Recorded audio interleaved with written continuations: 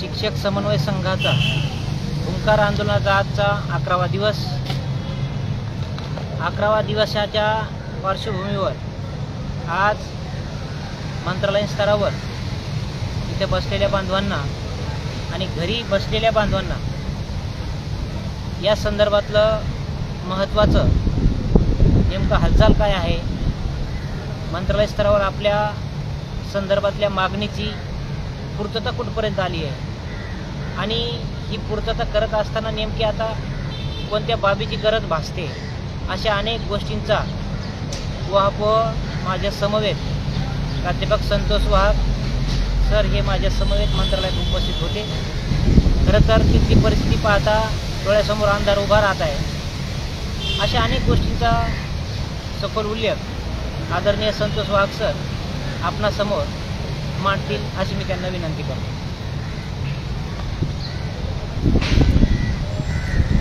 नमस्कार.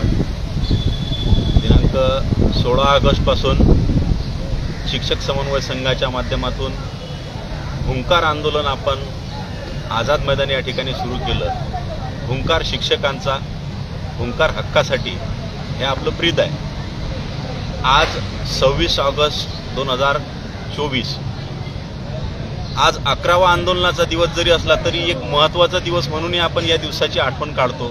तो दिवस म्हणजे 26 ऑगस्ट 2019ला याच आझाद मैदानवर कनिष्ठ महाविद्यालयीन शिक्षकांच्या आंदोलनावर लाठीचार्ज केला गेला आणि त्या लाठीचार्जमध्ये प्रथम पहिली लाठी खाल्लेला जो आमचा सहकारी बांधव आहे सचिन भोपळे सर, आज ते दिवंगत झालेले आहेत. अशा या दिवंगत सरांना भावपूर्ण श्रद्धांजली. त्याचबरोबर या आंदोलनामध्ये ज्या सहभागी लढवय्ये सहकारी होते त्या सर्व सहकाऱ्यांना नमन.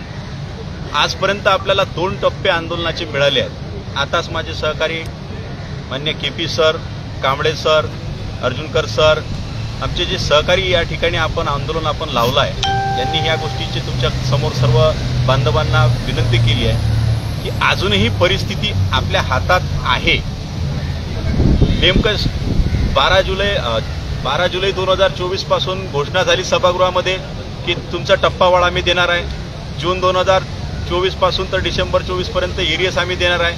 त्या पद्धतीनं राज्यामध्ये आपण आंदोलनं केली, प्रत्येक जिल्हा स्तरावर आंदोलनं केली, विभाग स्तरावर आंदोलनं केली, उपोषणं केली. प्रत्येक आंदोलनकर्त्याचा, आंदोलन करणाऱ्या लोकांचा आदर आहे. परंतु तरीही शिक्षण खात्याकडून ज्या पद्धतीनं सांगितलं जात होतं आपल्याला की तुमचं काम होणार आहे, GR काढणार आहोत, आम्ही तुम्हाला न्याय देणार आहोत, त्या पद्धतीनं आपण 13 ऑगस्टपर्यंत हे आंदोलन, हुंकार आंदोलन सुरू करण्याच्या आधी शासनाला आपण काय केलं होतं, सांगितलं होतं की आमचा 13 ऑगस्टपर्यंत जर शासन आदेश निघाला तर आम्हाला आंदोलन करण्याची गरज नाही. परंतु शासनाच्या स्तरावर तशा कुठल्याही हालचाली झालेल्या नव्हत्या. फक्त प्रस्ताव शिक्षण खात्याकडून तयार झालेला आहे एवढं सांगण्यात येत होतं. म्हणून आपण 16 ऑगस्टपासून हुंकार आंदोलन सुरू केलं. आंदोलन सुरू कोणी केलं? काही लोकांचा आक्षेप असते यांनी सुरू केलं, त्यांनी. आंदोलन आपण सुरू केलं. समन्वय संघ हा तुमच्या आपल्या प्राथमिक, माध्यमिक व उच्च माध्यमिक शिक्षकांनी हक्कासाठी बांधलेली मोठ आहे.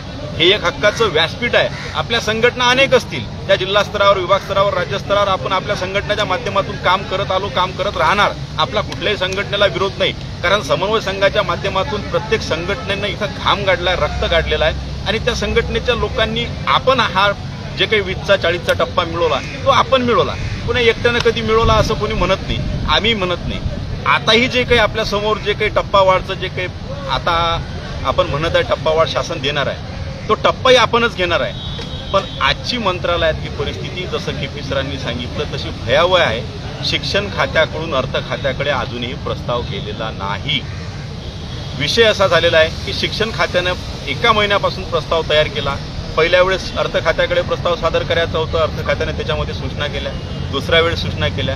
आता तिसऱ्या वेळेस अर्थ खात्यानं सूचना केलेल्या आहेत. त्या पद्धतीनं प्रस्ताव बनवण्याचं काम आणि पुणे संचालक कार्यालय स्तरावरून माहिती मागवण्याचं काम शिक्षण खात्याकडून केलं गेलेलं आहे. म्हणजे विषय हा आहे की एखाद्याला जर शिक्षा करवण्याचं जर ठरवलं, एखाद्या विद्यार्थ्याला जर सांगितलं की उद्या युनिफॉर्ममध्ये यायचं तू, तर तो युनिफॉर्ममध्ये आला म्हणजे समाधान असायला पाहिजे.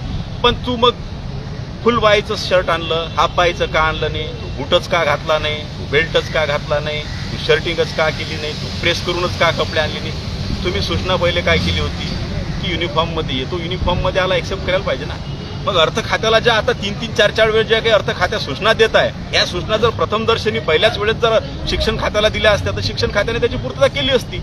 म्हणजे शिक्षण खात्याला आपला प्रस्ताव जो टप्पा वाढची सभागृहात माननीय शिक्षण मंत्री महोदयांनी घोषणा केली त्याची पूर्तता करणं आहे, त्यांना देणं आहे. परंतु अर्थ खात्याकडून ज्या काही सूचना केल्या जातात त्या सूचनेची पूर्तता करता करता आज आपले या ठिकाणी आंदोलनाचे 11 दिवस झाले. बांधव, आज जर आपल्याला न्याय घ्यायचा असेल तर तुम्हाला कोण काय म्हणते यापेक्षा तुमचं मन काय म्हणते, तुमचं मन निश्चित ग्वाही देणार आहे की या ठिकाणी जे आपण प्रत्येक वेळी आंदोलन केलं पहिल्या टप्प्याचं 20 साठी 40 साठी 60 साठी, त्या आझाद मैदानाच्या आंदोलनातूनच आपल्याला तो टप्पा मिळाला.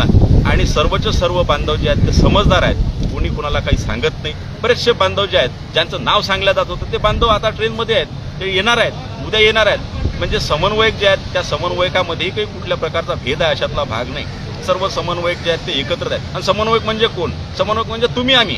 इथं लढणारा जो माणूस आहे या व्यासपीठावरून या आझाद मैदानावर हक्कासाठी टप्पा वाढसाठी लढणारा माणूस जो आहे तो प्रत्येक जण समन्वयक आहे. त्यामुळे याच्या नावाचं त्याच्या नावाचं काहीही नाही. येणाऱ्या प्रत्येक माणसाचा इथं तोच सन्मान केला जाईल जो पहिल्या आंदोलनामध्ये सन्मान होता.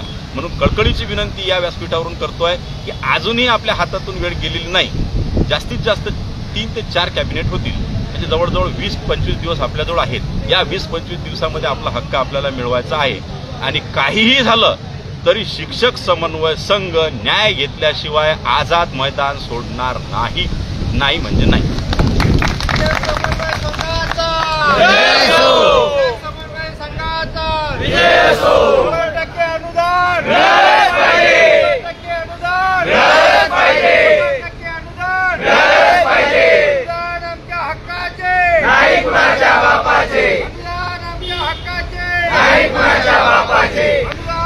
हक्काचे नाही कुणाच्या बापाचे.